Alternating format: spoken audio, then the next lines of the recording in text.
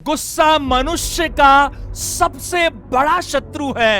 ये गुस्सा इंसान से ऐसे ऐसे काम करवा लेता है जो उसने कभी सपने में भी नहीं सोचे होते। कई बार एक बार किए गए गुस्से की सजा जीवन भर मिलती है। बहुत ही पुराने, बहुत ही गहरे रिश्तों में भी दरार आ जाती है। बहुत बार तो रिश्ते टूट जाते हैं। मैं आपको बताऊं, जो गुस्सा बहुत ज्यादा करता है, ना तो वो खुद खुश रहता है और ना लोग उससे खुश रहते हैं। देखिए, आज का, चाहे मैं छोटे बच्चों की बात करूं, चाहे मैं नौजवानों की बात करूं, और माफ कीजिएगा मैं बड़ों की बात भी करूं, तो सबके जुबान पर, सबके चेहरों पर गुस्सा हमेशा तैयार है। मैं आपसे बात करूंगा आज इस बहुत ही संजीदा मामले में कि गुस्सा आता क्यों है। देखिए, ये एक इमोशन है, हर किसी के अंदर है, लेकिन जब तक गुस्सा हमारे नियंत्रण में है तो कई बार हमें इसके फायदे भी मिल सकते हैं। लेकिन जब गुस्सा हम पर हावी हो जाए, हम उसके नियंत्रण में चले जाएं, तो फिर ये बहुत ही बड़ी मुश्किल हमारे सामने हमेशा खड़ी करता है। मैं आपको साइंटिफिकली प्रूफ करूंगा, शारीरिक रूप से, मानसिक रूप से, मैं कहूं इमोशनली और हर तरह से ये गुस्सा हमारे लिए बहुत ज्यादा नुकसानदायी है। और अंत में हम बात करेंगे कुछ आसान तरीकों से, बहुत ही सुगम तरीकों से हम इस गुस्से को कैसे नियंत्रित कर सकते हैं। कितनी ज्यादा अजीब बात है, लोग ये तय कर रहे हैं, कोई और ये तय कर रहा है कि हमारे भीतर, हमारे अंदर गुस्सा रहेगा या प्रेम रहेगा। यानी हमने अपना कंट्रोल लोगों के हाथ में दे दिया है। मैं आपको बताऊं, गुस्सा इंसान का वास्तविक स्वभाव कैसे हो सकता है? वो तो प्रेम है। क्या सबूत है इस बात का? कोई इंसान बताइए जो हमेशा गुस्से में रह सकता हो, लेकिन प्रेम में हर कोई रह सकता है।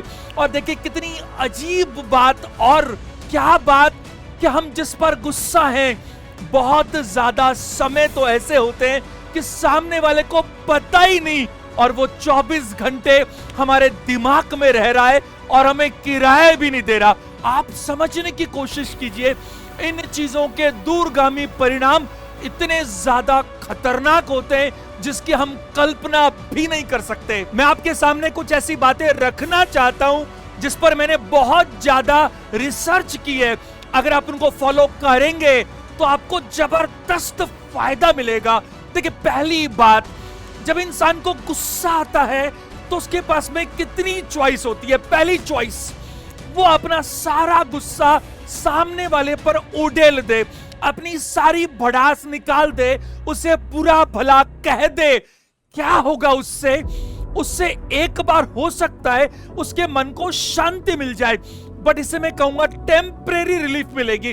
अंतोगत्वा रिलेशंस खराब होंगे और उसे पश्चाताप होगा ही होगा। ये तरीका ठीक नहीं है, और बल्कि मैं कहूं 90% मामले ऐसे देखे गए लेटर ऑन जिन पर गुस्से की जरूरत ही नहीं थी। दूसरी चीज, वो क्या करे, उस गुस्से को अपने ही भीतर दबा ले। वो अंत में ज्वालामुखी जब फटेगा ना, तो उसके परिणाम और भी खतरनाक और भी घातक होंगे। ये साइंटिफिकली प्रूवन है। क्या? जिन लोगों ने अपने भीतर गुस्से को दबाया, उनकी WBC तेजी से मरने लगी, यानी व्हाइट ब्लड सेल्स, उनका इम्यूनिटी सिस्टम, जो इम्यून सिस्टम हमारी प्रतिरोधक क्षमता है, वो तेजी से घटने लगती है। उनकी इंटेलिजेंसी प्रभावित होती है, उनका फोकस और कंसंट्रेशन प्रभावित होता है। कहीं ना कहीं मैं बात करूं बीपी और शुगर, ये तो कॉमनली लोगों में देखने को मिलता है। ऐसे लोग जो भीतर दबाते हैं गुस्से को, अक्सर क्या करते हैं वो लोग, अपने परिवार से, अपने समाज से अपने आप को विड्रॉ करने लगते हैं। उनका लोगों के साथ जो चीजों में, एक्टिविटीज में पार्टिसिपेशन है, वो कम होने लगता है। यानी कि गुस्से को दबाना तो बहुत ज्यादा खतरनाक है। तीसरा काम क्या किया जा सकता है, वो कहते हैं हम क्षमा करना। चीजों को भूल जाना। देखिए, इतिहास गवाह इस बात का कि जो लोग गुस्से के बदले गुस्सा करते हैं, ऐसे कहीं भी इतिहास में लोग दर्ज नहीं है। लेकिन जिन लोगों ने गुस्से के बदले प्रेम किया, लोगों को क्षमा किया, उन्हें लोग याद रखते हैं। जीसस क्राइस्ट जब सूली पर उन्हें लटकाया जा रहा था, तभी भी उन्होंने भगवान से प्रार्थना की, ईश्वर इन्हें क्षमा करना, ये जानते नहीं है कि ये लोग क्या कर रहे हैं, लेकिन मैं माफी चाहूंगा। कि कलयुग है, इसलिए मैं कहूंगा क्षमा करने का अर्थ ये कदापि नहीं होना चाहिए कि सामने वाला हमें बेवकूफ समझ ले और वो हमें बार बार प्रताड़ित करने की कोशिश करे। दूसरा पॉइंट है डिले द रेस्पॉन्स, यानी कि तुरंत जवाब देने से बचें। देखिए, गुस्सा बादल की तरह है जो थोड़ी देर रहता है और फिर आगे चला जाता है। देखिए, साइंटिफिकली प्रूवन है कि जो पहला रिस्पॉन्स आता है, बल्कि मैं कहूंगा रिएक्शन होता है, वो हमारे ब्रेन के राइट साइड से होता है, जो कि इमोशनल है, जो बिना सोचे समझे जवाब देना चाहता है तुरंत। जबकि अगर हम थोड़ा रुकें तो हमारा ब्रेन का लेफ्ट साइड जो कि रेशनल है, वो जवाब देता है सोच समझकर। तो वहां पर रिस्पॉन्स बहुत अच्छा और प्रभावी होने की संभावना बढ़ जाती है। और देखिए, मैं कहूं जिनको बात बात में गुस्सा आता है, हर वक्त गुस्सा आता है, उनके गुस्से की कोई कीमत भी नहीं रहती। कहां कीमत देखें गुस्से की? देखो, श्री राम ने गुस्सा किया था कब? जब समुद्र ने उनको रास्ता नहीं दिया। लेकिन वो एक एक्सेप्शन था, और वो नेगेटिव नहीं बल्कि क्या था, पॉजिटिव था। तीसरी बात मैं कहना चाहूंगा, आपकी जिंदगी में ऐसे लोग जरूर होने चाहिए जो आपके दिल की बात को सुन सकें, आपको समझ सकें। बल्कि लोग ही नहीं, मैं कहूंगा आप ऐसी चीजें करें, ऐसी एक्टिविटीज करें जिससे आप खुश रह सकें। कैसे? जैसे मान लीजिए किसी को क्रिकेट खेलना पसंद है, किसी को म्यूजिक सुनना पसंद है, किसी को गार्डनिंग पसंद है, किसी को हिल स्टेशंस पे घूमना पसंद है, कुछ भी हो सकता है।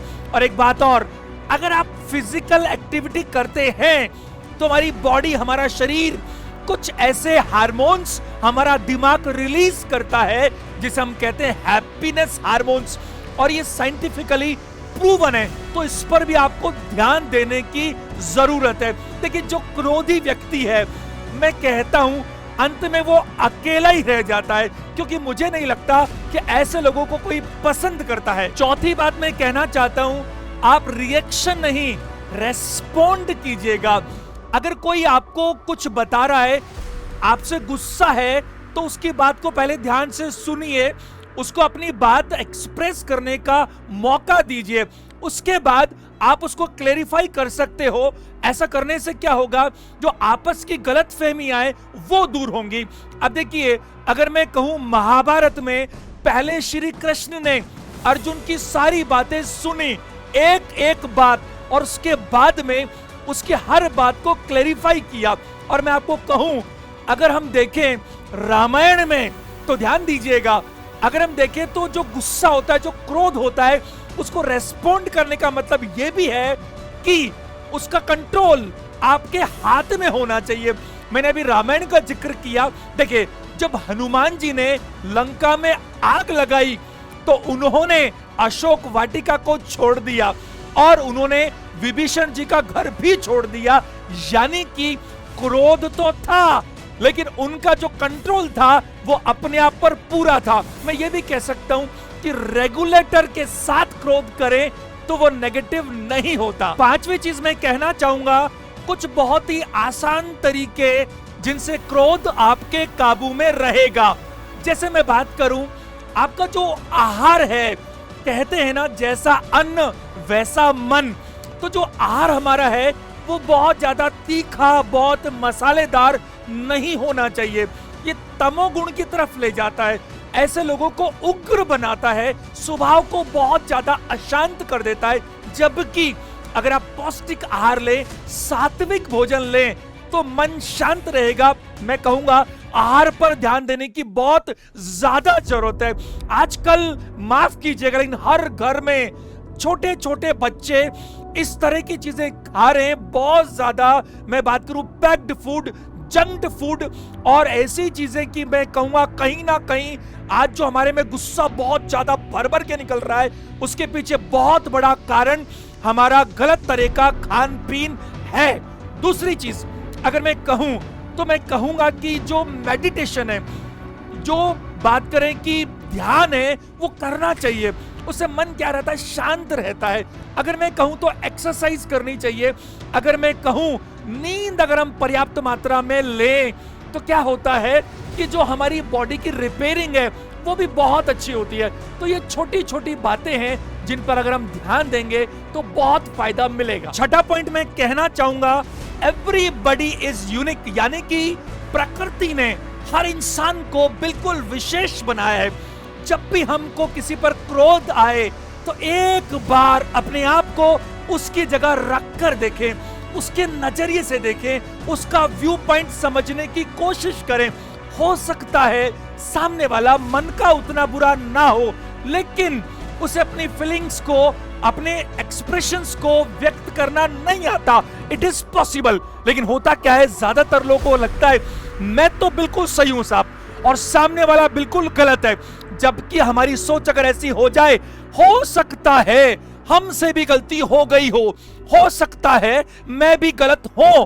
अगर ऐसा हम सोचेंगे तो मैं कह रहा हूं कि ज्यादातर समस्याएं पैदा ही नहीं होंगी। और बुरा मत मानिएगा, ज्यादातर लोग गुस्सा भी चॉइस से करते हैं। जिस पर उनका बस चलता है ना, अपने से कमजोर व्यक्ति उस पर गुस्सा करते हैं, अपने से ताकतवर पर गुस्सा करने की किसी में हिम्मत होती ही नहीं है। तो आप जरा ध्यान दीजिए, ये बहुत जरूरी बात है। सातवां पॉइंट बहुत ही इंपॉर्टेंट पॉइंट, हमारी जीवन में ऐसी बहुत सारी चीजें हैं जो हमारे कंट्रोल में हो ही नहीं सकती। हमारा जन्म किस घर में हुआ, हमारे रिलेटिव्स कौन है, एग्जाम में क्वेश्चन पेपर कैसा आया, रोड पर हम तो सही ट्रैफिक में गाड़ी चला रहे बट बाकी लोग कैसे चलाएंगे, ऐसी तमाम चीजें, इन पर हमारा हरगिज कंट्रोल हो ही नहीं सकता। इनका दोष आप किसी को भी देने की कोशिश मत कीजिए। ऐसा मत देखिए मेरे साथ ऐसा क्यों हुआ, बल्कि जो भी सिचुएशन हो उसको बेस्ट तरीके से डील करने की कोशिश कीजिए। मैं आपको बताऊं, मेरी क्लासेस में मैं अक्सर बोलता हूं, सोडा वाटर की तरह आप मत बनिए, थोड़ा किसी ने हिलाया और खोलते ही उफान आ गया, बल्कि आप बनिए सिंपल वाटर की तरह। कितना भी हिलाइए, बोतल खोलिए, कभी उफान नहीं आएगा। अब देखिए कैप्टन कुल की बात करें, मिस्टर धोनी, उनको जल्दी से गुस्सा नहीं आता। सचिन तेंदुलकर चाहे कोई कुछ भी बोले, उन्होंने बहुत ही तरीके से क्रिकेट खेला है, वो जवाब देते हैं अपनी क्रिकेट से, अपनी जबान से नहीं। राहुल द्रविड़ की बात करें तो आप देखिए, चाहे कितनी भी विपरीत परिस्थितियों, कितना भी प्रेशर हो, बट उन्होंने बहुत अच्छा खेला है। तो बहुत सारी चीजें जिन पर हमारा कंट्रोल नहीं हो सकता, उस पर आपको उग्र होने की जरूरत बिल्कुल नहीं है। तो आठवां पॉइंट मैं कहना चाहूंगा, अनरियलिस्टिक एक्सपेक्टेशंस, यानी कि ऐसी उम्मीदें जिनका कोई मतलब नहीं है। देखिए आज की तारीख में डाइवोर्स कितने ज्यादा होने लगे, क्योंकि दोनों हस्बैंड वाइफ एक दूसरे से बहुत ही ज्यादा एक्सपेक्ट करते हैं। उनको लगता है हर चीज हमारे हिसाब से होनी चाहिए, और अगर उसमें कहीं भी कमी आई तो रिश्ता खत्म। इस पे थोड़ा सा हमें ध्यान देने की जरूरत है। एक बात मैं और कहना चाहता हूं इसके साथ साथ, देखिए अगर कोई आपकी बेइज्जती कर दे तो आप उसको मोटिवेशन की तरह लीजिए। किसी ने कहा तू किस लायक है, आप उसको उस तरह से मत लीजिए कि उसने कहा, आपको लगा नहीं वाकई में मैं किसी लायक नहीं हूं, बल्कि उसको रिवर्स साइड में जाकर के ऐसा देखिए कि अब मैं इससे भी ज्यादा लायक, इससे भी ज्यादा सक्सेसफुल बनकर दिखाऊंगा, लेकिन पॉजिटिव सेंस में। तो देखिए हर चीज अच्छे से अच्छी होती चली जाएगी। अब इस सेशन को अपन कंप्लीट करते हैं एक संकल्प के साथ। गुस्से को त्यागने का संकल्प, सोच समझ के बोलने का संकल्प, लोगों की बात सुनने का संकल्प। अगर हम बात करें, कुछ भी अगर हम बोले, क्रोध करें, तो पहले जरूर सोचें कि इसका सबसे ज्यादा असर किस पर पड़ने वाला है, और आपको जवाब मिलेगा कि इसका सबसे बड़ा असर सबसे पहले आप पर पड़ने वाला है। अगर एक धधकता हुआ कोयला आप किसी पर फेंकेंगे तो सबसे पहले आपका ही हाथ जलेगा। देखिए मैं आपको सच बताऊं, मेरा खुद भी करीब करीब 90% तक अपने क्रोध पर नियंत्रण हो पाता है। 10% कभी कभी मैं भी नहीं कर पाता, लेकिन हम कोशिश करेंगे आने वाले समय में उस 10% को भी मैं सुधारूं। इसका संकल्प मैं करता हूं, आप भी कोशिश कीजिए, फिर देखिए जिंदगी में मजा आ जाएगा। एक मेरी आपसे रिक्वेस्ट है, प्लीज आप कमेंट करके जरूर बताइए आपको ये सेशन कैसा लगा, और कम से कम 5 लोगों को जरूर शेयर करें ताकि लोगों का गुस्सा शांत हो सके। हर संडे सुबह 10 बजे अपन एक सेशन पे जरूर बात करते हैं। आप कमेंट करके मुझे ये भी बताइए, 2 कमेंट कीजिए, पहला ये सेशन कैसा लगा, दूसरा आप आने वाले दिनों में किन चीजों पर इस तरह के हेल्दी डिस्कशन चाहते हैं। चलिए आज का सेशन देखने के लिए थैंक यू वेरी मच।